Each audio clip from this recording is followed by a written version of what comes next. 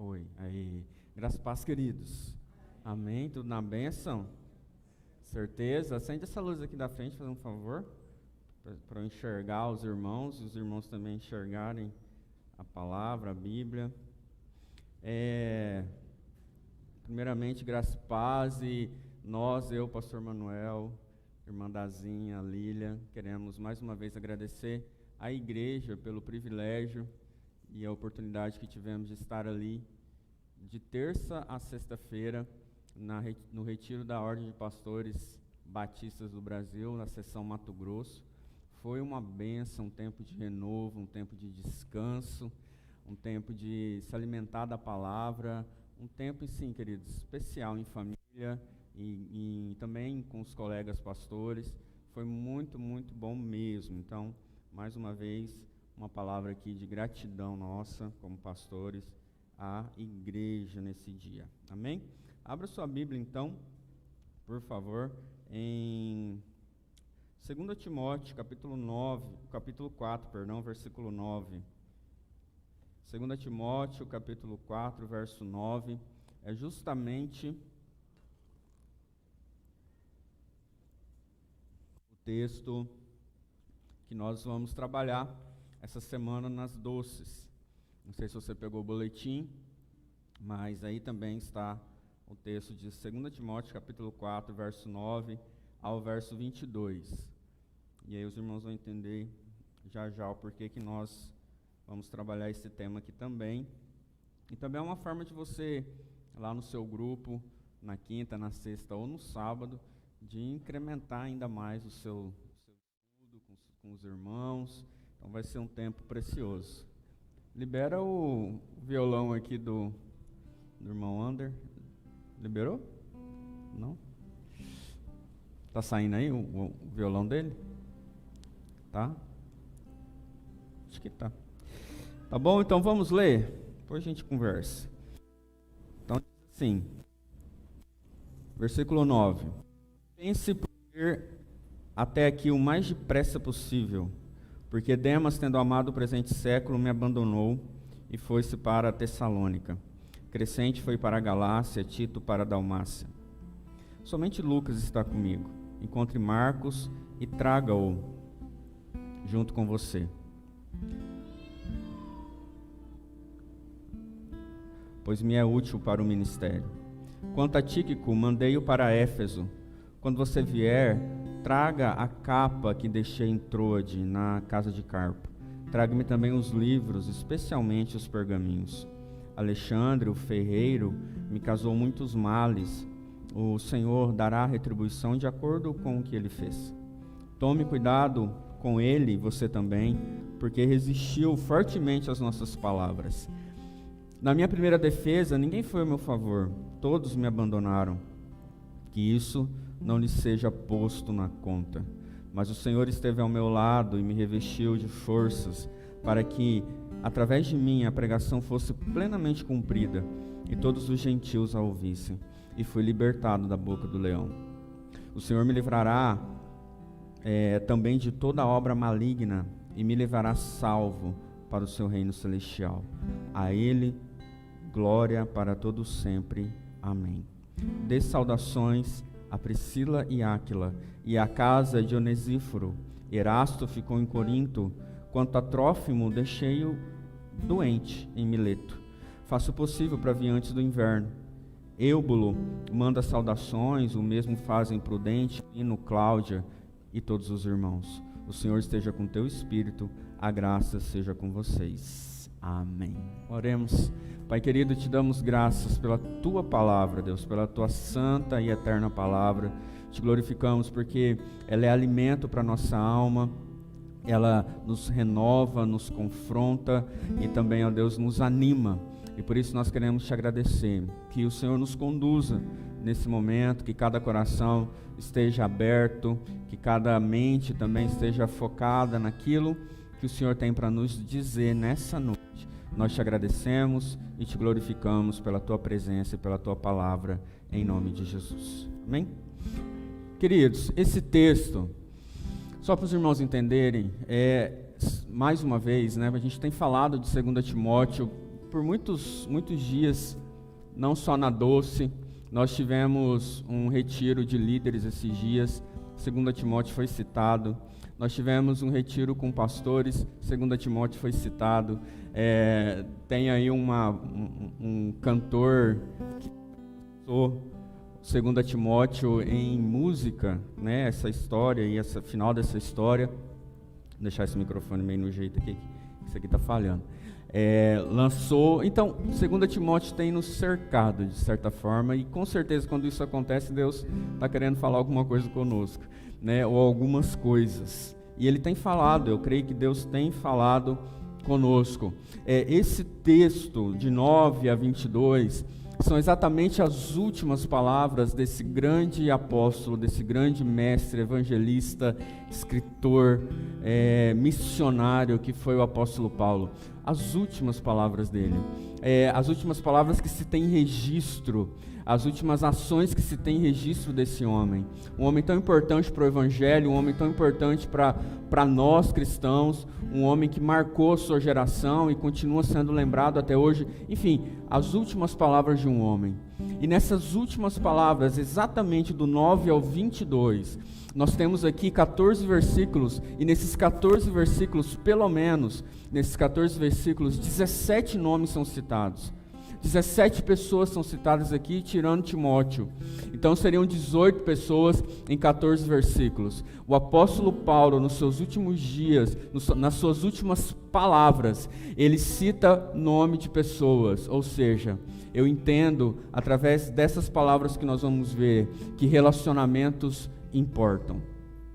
E é sobre isso que eu quero falar com você nessa noite. Relacionamentos importam. E pegando aqui as últimas palavras do apóstolo Paulo, nós vamos aprofundar ainda mais nesse entendimento. A palavra de Deus, a gente sabe que lá em Gênesis 2,18 diz o quê? Não é bom que o homem esteja só. Ali, Deus está falando para Adão, que tinha acabado de ser criado na sua plenitude, ainda não tinha caído, ou seja, era um homem perfeito que Deus tinha criado, e Deus olha para ele e diz: não é bom que você esteja só. Imagine então, para nós pecadores, né, nós que temos a natureza caída, essa palavra tem ainda um peso maior. Não é bom que você esteja só. Se Deus falou não é bom, é porque não é bom. Se Deus falou que não é bom, que não é legal, é porque Ele tem razão. Então, relacionamentos importam. Relacionamentos desde o início importa para Deus. Deus é um Deus de relacionamento. Deus, desde a criação, Ele se relacionou ali. Na viração do dia, Ele estava sempre ali com a sua criação. Deus, Ele está na história da Bíblia, no Antigo Testamento, passando pelo Novo, sempre buscando se relacionar com a sua criação. Deus é um Deus relacional. Deus é um ser relacional. Então, a Bíblia é clara acerca disso. A Bíblia é clara sobre esse entendimento. Porém, entretanto, quando se tange na questão do relacionamento, nós temos algumas nuances. Nós precisamos aprender a nos relacionar. E, para isso, nós precisamos tomar com base a palavra de Deus. Para colocar a palavra de Deus em prática sobre o que é se relacionar de fato. Por exemplo, aí vem algumas perguntas no que tange as relações. A gente poderia pensar: como que eu posso tornar mais lento para falar e mais atento no ouvir? Como eu posso vigiar o meu coração em relação às pessoas, em relação às situações que as pessoas me colocam? Como eu posso irar e não pecar? Como eu posso falar a verdade em amor? Como eu posso não dar falso testemunho sobre alguém, não falar de alguém e dar esse mau testemunho, fofocar? Como eu posso me livrar de toda raiva, amargura e inveja? São perguntas, são questões que existem na Bíblia, na nossa vida, que estão em conflito com a gente no que tange as relações todo o tempo. Jesus, ele é o nosso padrão e a gente sabe disso.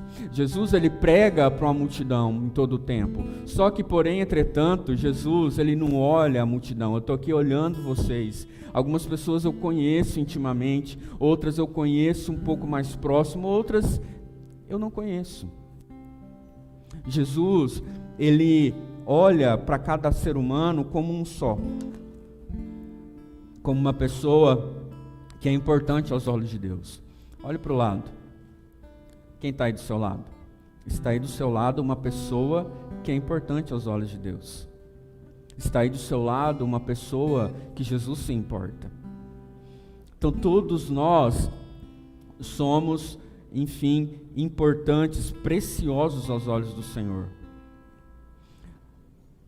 Nós conhecemos a história da Madre Teresa de Calcutá, e certa feita ela disse algo que abre aspas: ame uma pessoa de cada vez. Ame uma pessoa de cada vez. Ou seja, ame na sua particularidade, na sua individualidade. Nós precisamos amar e crescer nesse amor. E por falar em crescer, crescimento físico é algo muito simples. Crescimento físico, as pessoas simplesmente nascem e passam pelo processo do crescimento, da maturação, do desenvolvimento, e é natural. Um bebezinho que nasce sem dente, e com o tempo vai crescendo, os dentinhos vão nascendo, e aí começa a aprender a andar e tudo mais, e daqui a pouco já é uma criança que sabe correr, falar, vai para a escola, enfim, se torna um adolescente, um adulto. É normal, e isso precisa acontecer. Só que mais uma vez, se tratando de relações interpessoais, esse crescimento ele já não é tão natural. Esse crescimento precisa ser algo que nós precisamos buscar. Esse crescimento precisa ser algo que a gente vai na palavra de Deus, observa o que Deus está nos dizendo e coloquemos em prática nas nossas vidas. E aí sim nós vamos amadurecer nas nossas relações. Pensando nisso, existe um livro chamado Espiritualidade Emocionalmente Saudável, do autor Peter Scazzero, que ele é um livro que eu já li, reli, já anotei, desanotei. Enfim, é um livro que eu tenho ali, guardado também nos meus registros. E ele trata sobre alguns tipos de pessoas nas suas relações. Vê se você se encaixa em alguma dessas. Vamos para o data show aqui, tá? Primeiro ele coloca que existem os bebês emocionais. E aí a gente precisa entender, e ele traz esse entendimento de que nas nossas relações não conta-se a idade cronológica, mas sim a idade de maturação dela. Como nós estamos, maduros ou nós ainda somos bebês nas nossas relações? Olha só, um bebê emocional, o que ele precisa? Ou como ele age? Um bebê emocional, ele procura que os outros tomem conta deles. Um bebê emocional tem grande dificuldade de entrar no mundo dos outros. Um bebê emocional bebês emocionais são movidos por gratificação instantânea. Bebês emocionais usam os outros como objeto para atender às suas necessidades. E aí nós vamos para as crianças emocionais. As crianças emocionais estão contentes e felizes enquanto recebem o que querem. Estão sempre estressadas, desapontados diante das provações. As crianças emocionais interpretam as discordâncias como ofensas pessoais. Elas se magoam com facilidade. Queixam-se, retrocedem, manipulam, se vingam, tornam-se sarcásticos quando não conseguem o que querem. As crianças emocionais têm grande dificuldade em discutir com calma suas necessidades e vontades de uma forma madura e amorosa. Aí ele fala sobre os adolescentes emocionais. Tendem a ser quase sempre defensivos. Sentem-se ameaçados e ficam amedrontados com as críticas. Ficam de olho no que dão para pedir algo em troca depois. Então, dá algo esperando algo em troca. Tratam o conflito de forma precária, sempre acusando, fazendo cara feia ou ignorando o assunto. São preocupados somente consigo mesmos.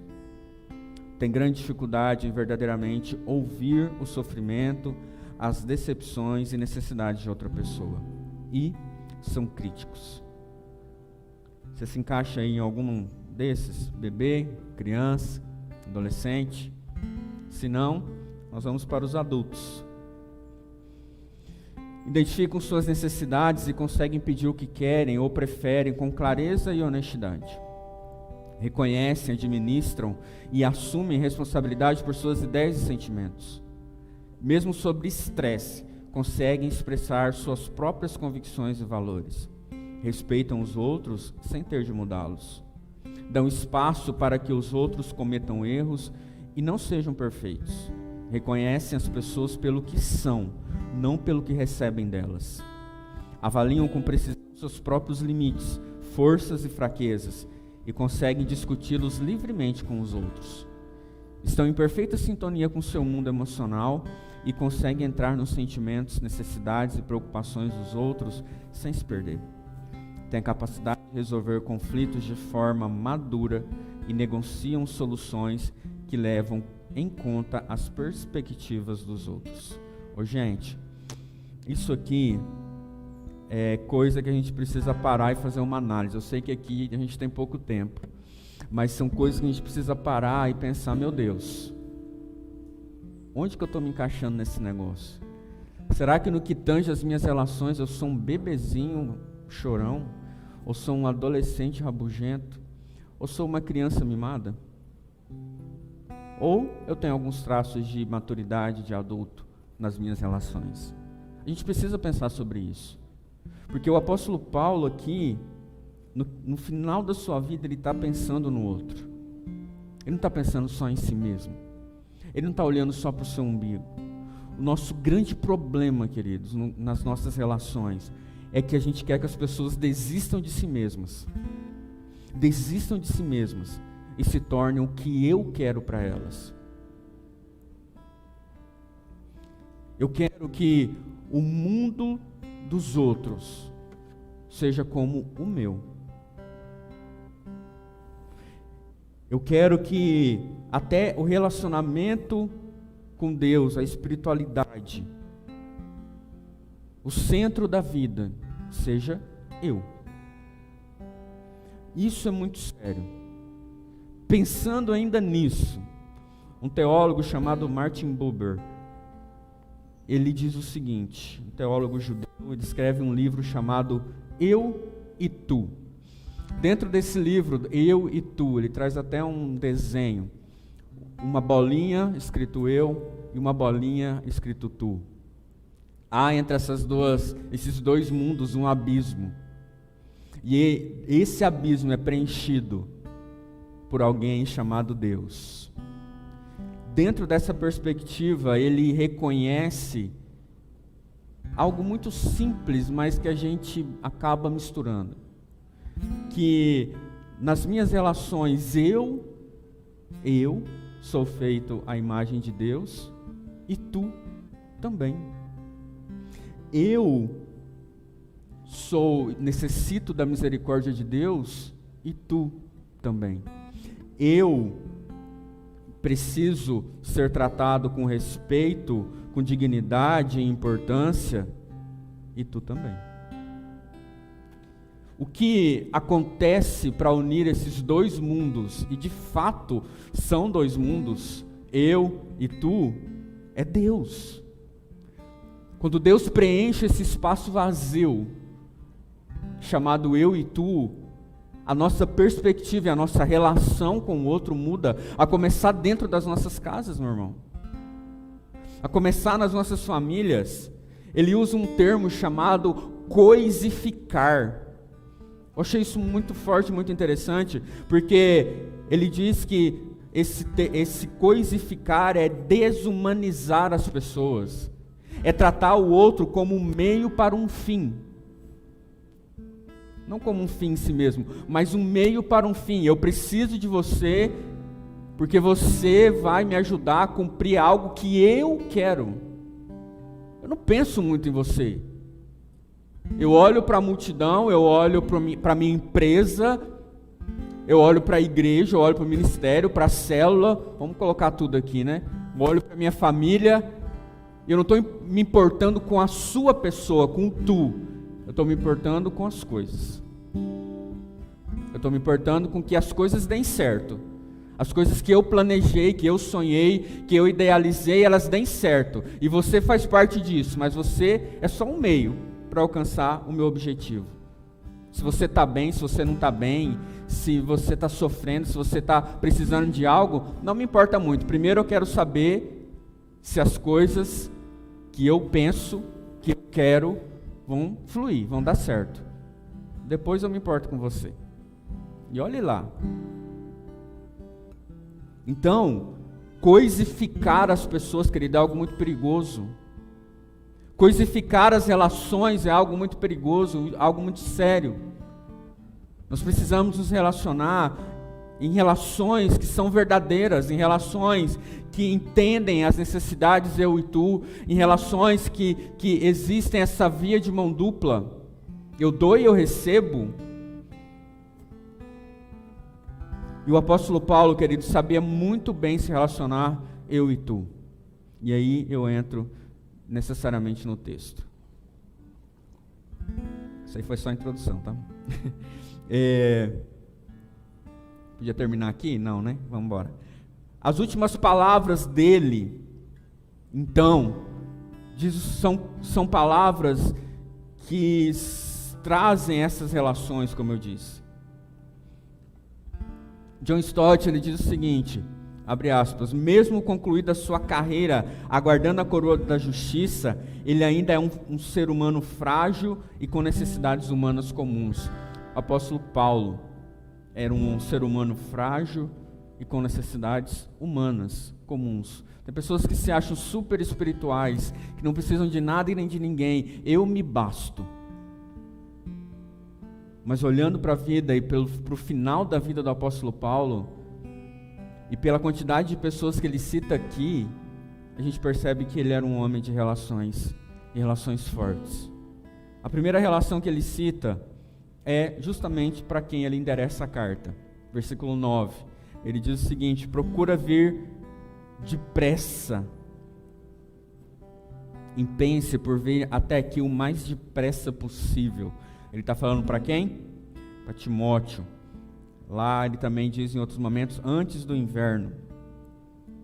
Meu irmão, ele roga, ele clama para Timóteo, que Timóteo vá vê-lo. Porque ele sabia, pensa aqui comigo, ele sabia que a morte estava batendo na porta. Ele sabia que o frio do inverno estava chegando e que se Timóteo não viesse antes do inverno, ele não conseguiria fazer a travessia. Ele sabia que eram os seus últimos suspiros de vida. Ele sabia que ele ia morrer. Ele sabia que a sua vida já estava por um fio, porque já estava decretada a sua morte, ele só não sabia quando. Mas ele sabia que dali não passava.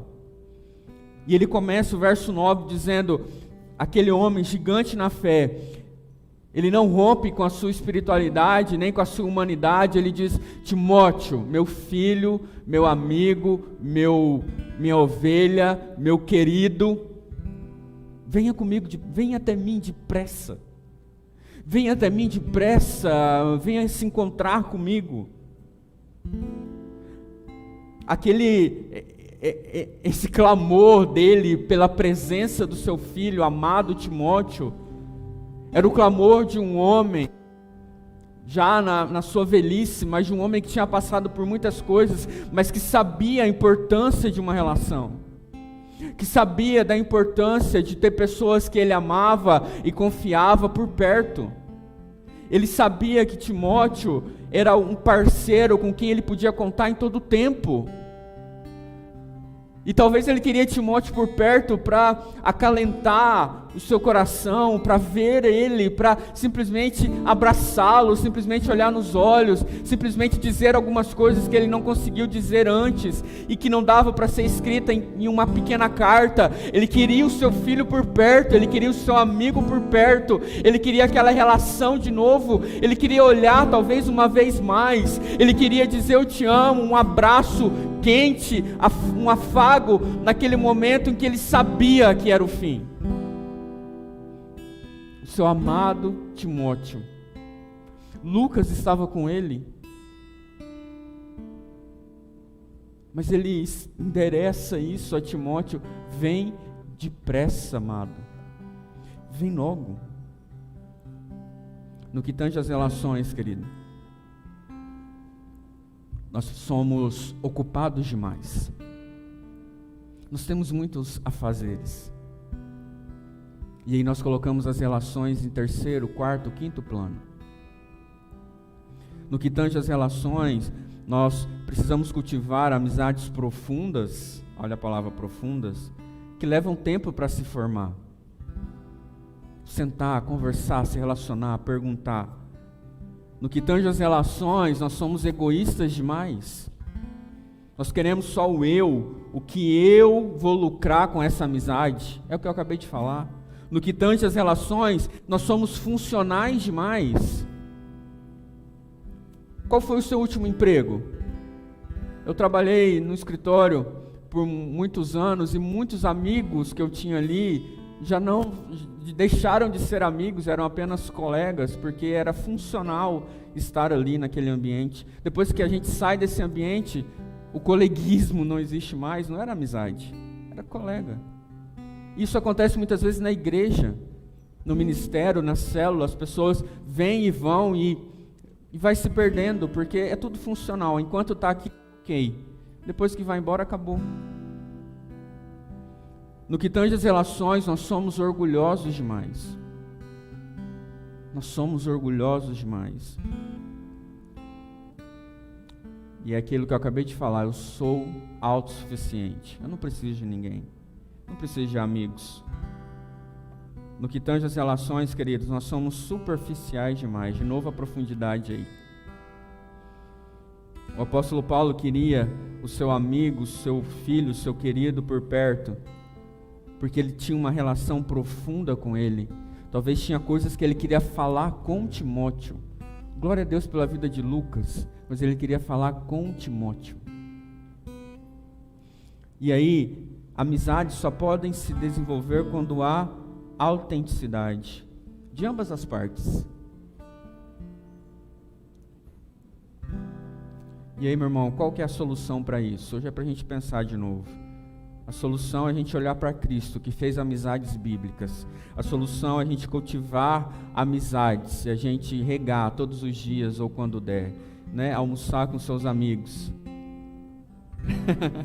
Almoçar com seus amigos, fazer um convite, ser convidado, se convidar, mandar uma mensagem, reunir, tá junto, independente de programa. Às vezes a gente precisa de um programa, né? Vamos programar algo muito quadradinho para que funcione, mas na espontaneidade também funcione, né? Mas também na intencionalidade também funcione. Às vezes as amizades precisam de intencionalidade, eu preciso ir até, eu preciso convidar mesmo, eu preciso tirar tempo mesmo, intencionalidade. E ter prazer e transparência. Conhecer e ser conhecido. Este é o verdadeiro Alessandro, este é o verdadeiro Davi Caetano. Nós somos quem somos. Isso você só encontra no ombro de um amigo. O apóstolo Paulo sabia que relacionamentos importam. Quando, mesmo abandonado, ele não desiste de pessoas. E no meio da solidão, ele queria um ombro amigo. Aí ele diz sobre Demas, vamos lá? Versículo 10: porque Demas, tendo amado o presente século, me abandonou e se foi para Tessalônica. Crescente foi para Galácia, Tito para Dalmácia. Somente Lucas está comigo. Toma Marcos e traze contigo Marcos, porque ele é útil para o ministério. Olha só, e Tíquico, ele foi para Éfeso. Paulo aqui está falando do quê? De nomes, de relações. Eu vou falar de cada um deles aqui rapidamente.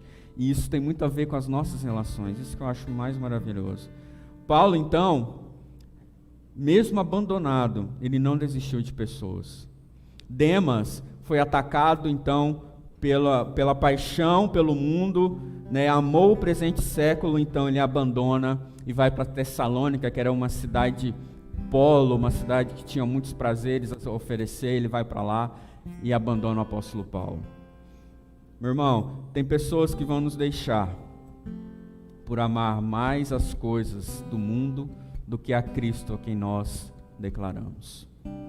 É uma triste realidade, mas tem pessoas que vão nos deixar por conta disso, porque amaram um amigo seu, que quando você falou que você é cristão, que você é evangélico, que você entregou sua vida a Jesus, ele vira as costas para você. Alguém da sua família talvez vai voltar a se relacionar com você lá na frente, mas faz parte. Se isso está acontecendo com você, fique tranquilo.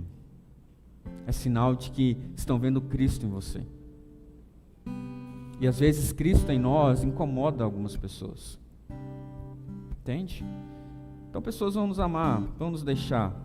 Aí ele diz sobre a ausência de outros irmãos, Crescente, Tito e Tíquico. Na verdade, eles não abandonaram como fez Demas. Esses 3 irmãos, eles foram enviados pelo Senhor para outra obra. Então houve aqui uma separação, mas por conta de uma obra que o Senhor tinha enviado. Olha que interessante, tem pessoas na nossa vida que se vão, mas não porque nós brigamos ou algo do tipo, mas o Senhor levou elas estão em outro lugar, para outro propósito, e está tudo certo, está tudo resolvido. E glória a Deus que eles estão lá cuidando dos interesses do Senhor.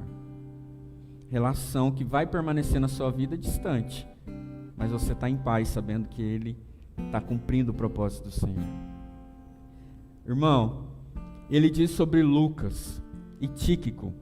Olha que lindo isso. A presença de Lucas na vida de Paulo é constante ali em Marmentina, naquela cadeia. A presença de Lucas é tão constante que Lucas escreve o Evangelho com muitos detalhes. Lucas escreve o livro de Atos, acompanhando ali o apóstolo Paulo e ouvindo seus relatos. E Tíquico, ele agora é esse companheiro de Paulo também. Ele vai levar a carta até Timóteo, inclusive, e fazer essa troca, ficar em Éfeso enquanto Timóteo vai ver Paulo. Olha só as relações, querido. Quem nunca fez isso? Ficar na casa de alguém para cuidar do outro, cuidar do filho de alguém, enfim, cuidar da igreja, cuidar do seu ministério. Isso aconteceu ali. Aí, em relação a Lucas e Tíquico, eu quero dizer algo para você. Olha aqui para mim. Tem pessoas que vão ser leais a você até o fim. Tem pessoas que vão ser leais, vão estar do seu lado até o fim. Vão estar lá do seu lado, no leito da enfermidade, na morte. Vão ficar com você na alegria e na tristeza. Sabia que muitas vezes um amigo verdadeiro mesmo, ele se alegra com você? Porque chorar pela sua desgraça é fácil, mas se alegrar com suas conquistas é aí que você vai ver se ele é seu amigo de verdade. Então a gente se alegra porque comprou um carro novo, a gente se alegra porque comprou uma casa nova, e alegra de verdade porque a alegria dele é a minha alegria. E eu também choro por causa da sua dor, por causa do seu abandono. Relações, queridos. Como a gente precisa de relações verdadeiras e profundas na nossa vida. O apóstolo Paulo tinha isso. Pessoas serão leais até o fim. Marcos. Olha só o que acontece com Marcos. Marcos vai para uma viagem missionária com o apóstolo Paulo. Lá no meio da viagem ele desiste de ser missionário, abandona o apóstolo Paulo, e aí ele volta para sua casa, e daqui a pouco ele decide de novo voltar para o ministério. O apóstolo Paulo fala: beleza, você volta para o ministério, mas não comigo. O apóstolo Paulo foi duro com ele. E aí ele, beleza, e Marcos continuou o seu ministério, tanto é que ele escreve o Evangelho de Marcos. Ele é um grande anunciador da palavra de Deus. O apóstolo Paulo, no final da sua vida, talvez olha para a sua dureza em relação a Marcos e diz: Timóteo, traga Marcos, porque ele me é útil para o ministério. Traga Marcos, porque eu quero reconstruir a minha ponte que foi quebrada com Ele. Queridos, nas nossas relações, na vida, talvez algumas pontes são quebradas e a gente precisa refazê-las. Principalmente através do perdão. Você vai reconstruindo pontes. Você vai reconstruindo relações através do perdão, deixando a amargura de lado. Nunca é tarde para restaurar relacionamentos quebrados. Nunca é tarde. Não deixe que seja tarde. Vá logo, quebre o seu orgulho e reconstrua as pontes. Marcos, então, agora é esse instrumento poderoso. Meu irmão, dentro das relações que o apóstolo Paulo tinha aqui, e principalmente tendo Jesus como padrão, aqui, o apóstolo Paulo, ele falava com Timóteo, ele sabia da vida das pessoas, ele sabia como estava a igreja, sabe por quê? Porque ele ouvia. Jesus, quando falava com alguém sobre um milagre, primeiro ele perguntava: o que é que você quer que eu faça por você? O que queres que eu te faça?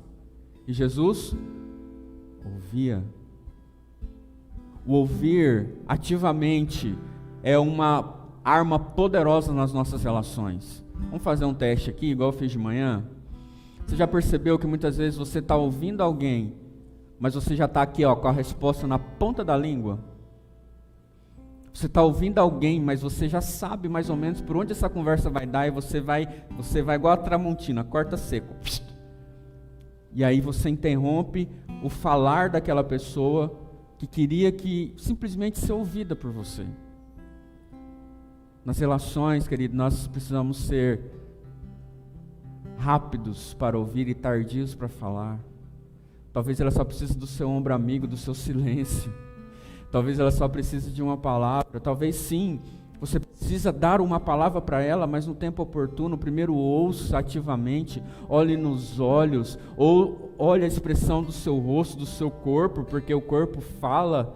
Nós precisamos estar intensamente envolvidos nessa conversação, nessa relação, porque senão vai ser eu e não tu.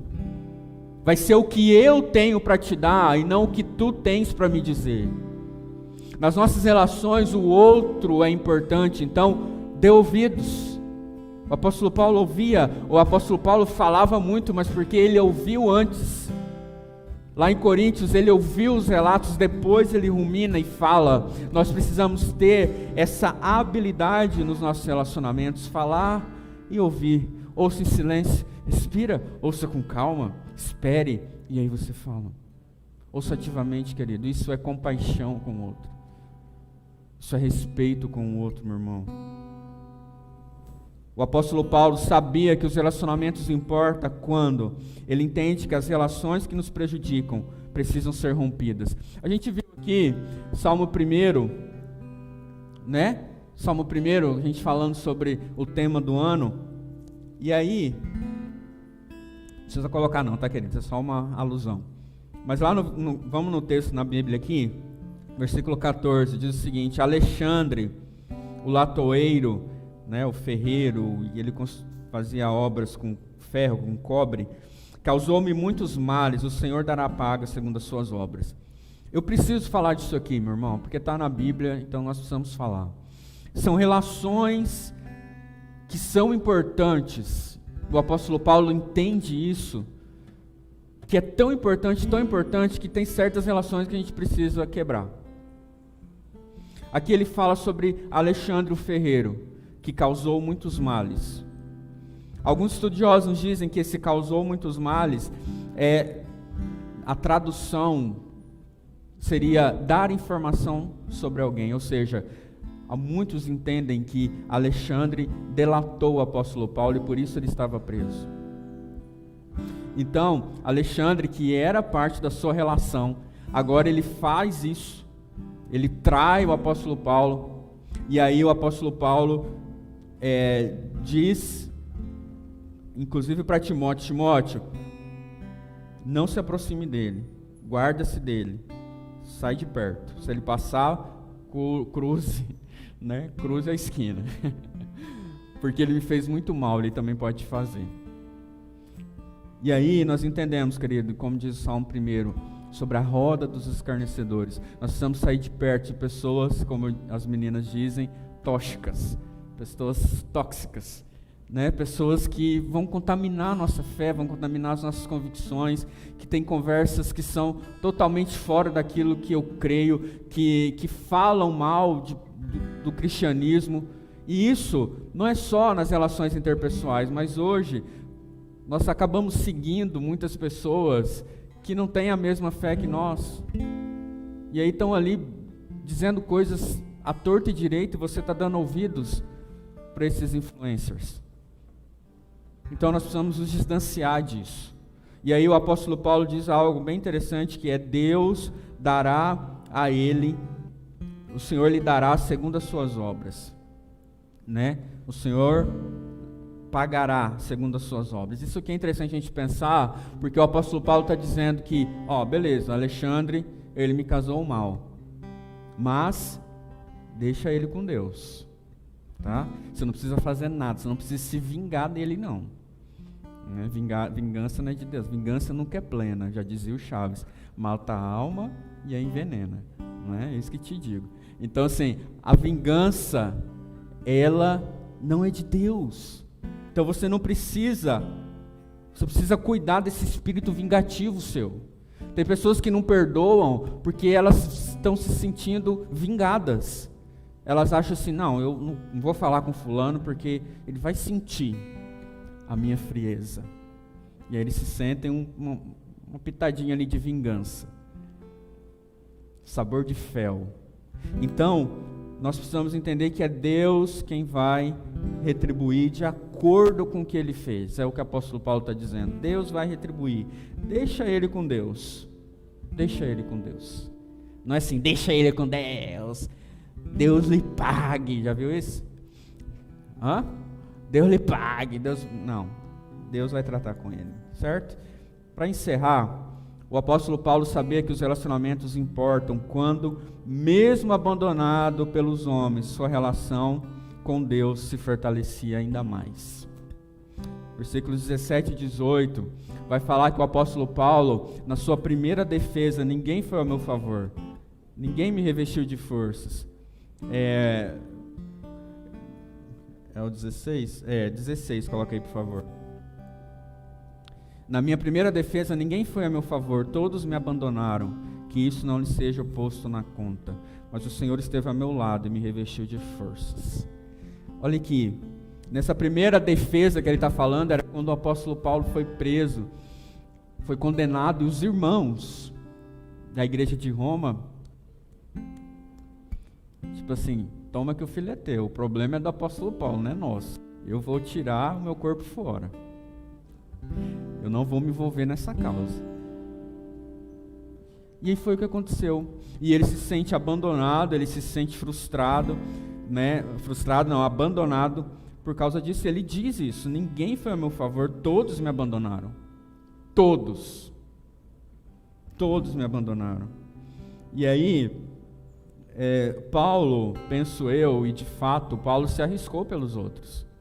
Paulo, ele se compadeceu pelos outros.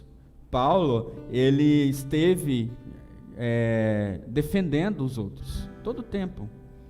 Porém, entretanto, que o mais perturbador talvez seria aqui, é a frieza desses irmãos e a ingratidão desses irmãos. E essa palavrinha eu quero usar ela. É uma palavrinha ingrata, ninguém gosta de ouvir, né? Ingratidão. Mas o apóstolo Paulo enfrentou a ingratidão na sua vida. No final da sua vida, ele olhou para trás: cadê os irmãos para me defender? E agora, quem poderá me defender? Hoje eu estou citando bastante Chaves, Chapolin, né, gente? Desculpa aí. Vem na minha mente assim, perdoe. E agora, quem poderá me defender? Não apareceu ninguém. Nem nem ele. Ninguém defende o apóstolo Paulo. Ninguém vai em sua causa, e isso é ingratidão, meu irmão. A minha pergunta para você é: você tem sido ingrato com alguém?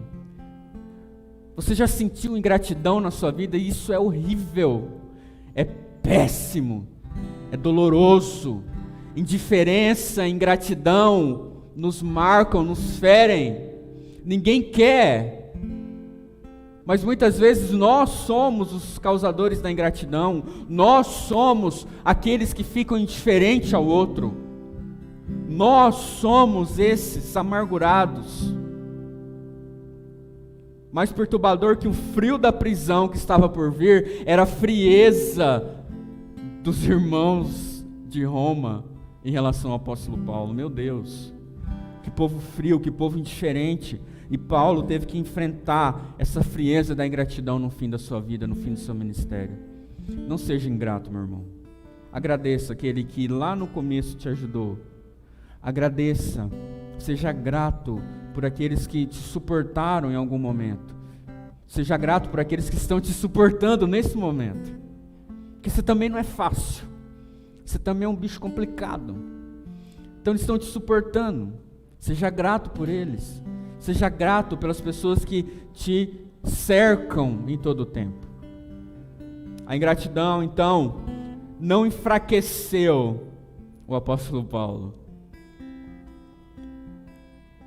Não, porque ele diz, ele declara com a sua voz, ele diz o seguinte: mas o Senhor, bota aí para mim, versículo 17, mas o Senhor esteve ao meu lado e me revestiu de forças, para que através de mim a pregação fosse plenamente cumprida. Ou seja, mesmo sendo rejeitado, mesmo passando por ingratidão, ele entendia que o Senhor estava ao seu lado, cobrindo, impulsionando ele para pregar o evangelho.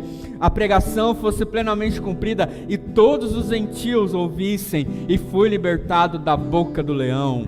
Versículo 18: o Senhor me livrará também de toda obra maligna e me levará salvo para o seu reino celestial. A Ele a glória para todos sempre.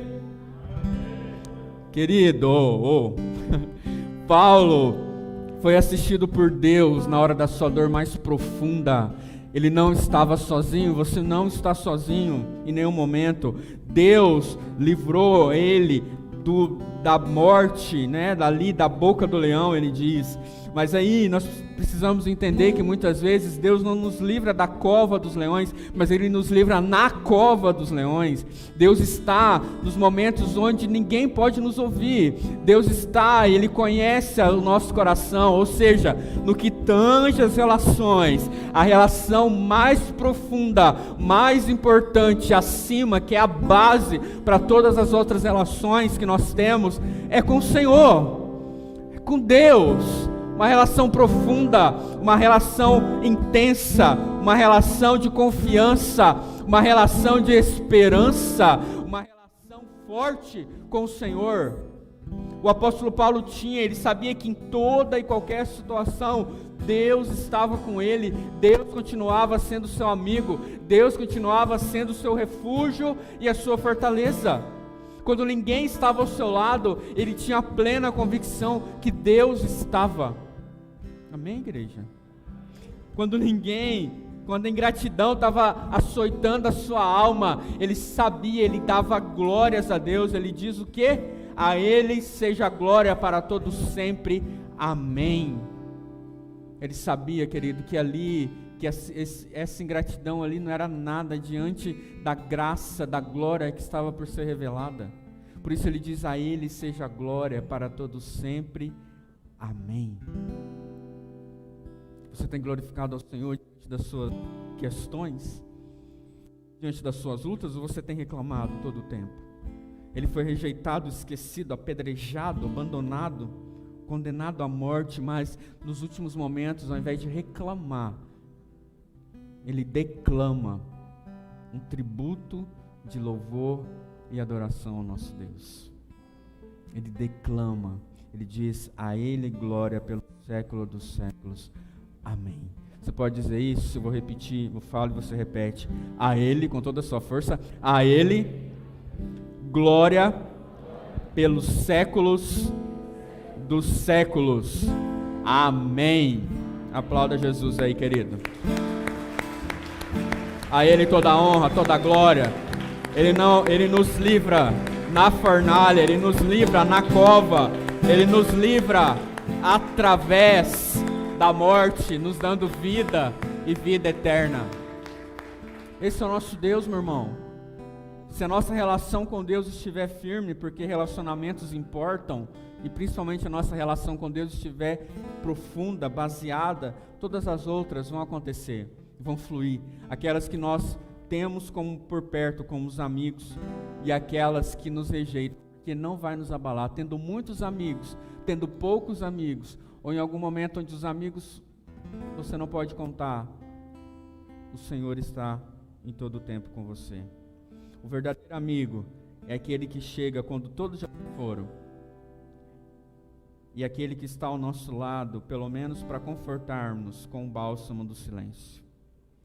O verdadeiro amigo não nos abandona na hora da aflição, disse Hernandes Dias Lopes. O verdadeiro amigo é aquele que chega quando todos já se foram, e aquele que está ao nosso lado, pelo menos para nos confortar com o bálsamo do silêncio.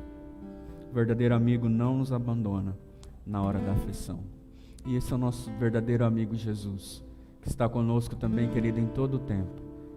Você sabe que muitas vezes, somente no silêncio da sua alma, você é confortado pelo abraço e pelo consolo do Espírito Santo de Deus, né? Muitas vezes as palavras do seu amigo físico lhe faltam, e aí é apenas o abraço dele e o silêncio dele do seu lado, pegando na sua mão, dizendo, ou não dizendo, já basta. Fortaleça suas relações. Fortaleça, porque relacionamentos importam, e importam demais da conta. Para encerrar, os versos 19 a 22 dizem o seguinte. Pode vir aqui, louvor, enquanto o louvor está vindo, para parecer que está acabando, né? Pode ficar em pé também, para parecer que está acabando. Já está acabando mesmo. Os versos 19 a 22 dizem sobre pessoas. Olha aí um homem que se relaciona. Ele se lembra de algumas pessoas. Priscila e Áquila, que eram cooperadores da obra do Senhor, que arriscaram a sua própria vida pelo apóstolo Paulo. E ele se lembra. Ele diz, saúda a Priscila e Áquila. Saúda também a casa de Onesíforo. Onesíforo foi alguém que Paulo salvou da morte. E por conta dessa ação, Onesíforo ficou agradecido demais da conta. E aí Onesíforo cuida de Paulo com todo amor e dedicação. E Paulo diz, se lembra dele. Mande um abraço para Onesíforo e a sua família. Olha aqui para mim. Erasto, ele pede também, ele diz, Erasto, ele dá um relato, ficou em Corinto. Corinto era uma igreja que dava trabalho demais. E o apóstolo Paulo deixa Erasto lá para cuidar daquela igreja. E lembra a Timóteo sobre aquele importante líder. Ele também lembra de Trófimo. Trófimo estava doente. Ele diz, eu deixei Trófimo em Mileto, cuida dele. Lembra-se, está ali registrado. Ele também, no último dia da sua vida, ele diz que alguns irmãos estavam mandando um abraço para Timóteo. Esses irmãos eram Eúbulo, Prudente, Lino e Cláudia, que estavam ali em Roma e mandavam saudações a Timóteo. E por fim, Paulo envia uma bênção pessoal para Timóteo. Isso eu acho maravilhoso, lindo. É a última palavra do apóstolo Paulo para o seu filho amado Timóteo. Ele diz o seguinte, o Senhor esteja com o seu espírito. O Senhor esteja com o seu espírito, constantemente. Aquela foi a última palavra registrada para Timóteo. O Senhor esteja com teu espírito.